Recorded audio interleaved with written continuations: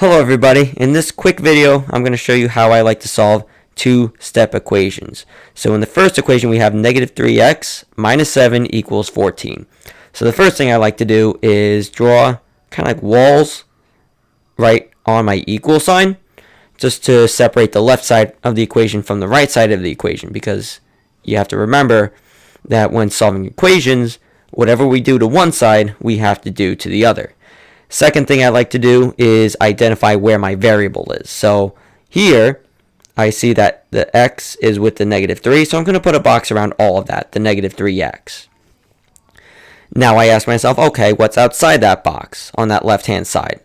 And I see it's the minus 7. And remember, if we want to move that minus 7, we have to do the opposite of that, which is add 7. So we're going to add 7 here. And again, whatever we do to one side, we have to do to the other side, so I'll add 7 to the 14. The negative 7 plus 7, that is equal to 0, so those cancel out. And I'm just going to bring the negative 3x, I'm just going to bring that down. Bring down the equal sign, and then 14 plus 7, that's 21. So now I have negative 3x equal to 21.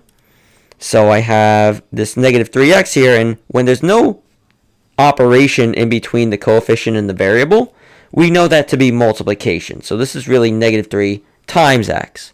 And the opposite of multiplication is division. So we're going to divide both sides by negative 3.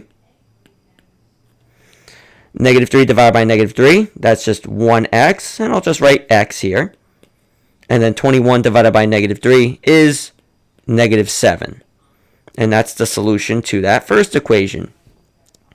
For the second equation, same thing. Going to draw the lines separating the left side of the equation from the right side.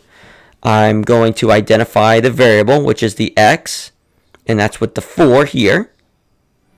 And on that left side, I see there's also a plus 2, and we want to move that to the other side.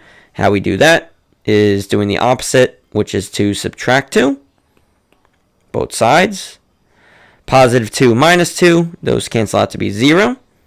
I'm just going to bring down the x over 4 here. Negative 5 minus 2 on the right hand side is negative 7.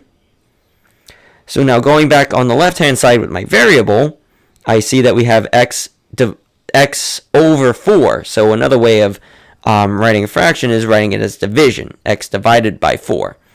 So the opposite of division is multiplying. So we're going to multiply both sides by 4.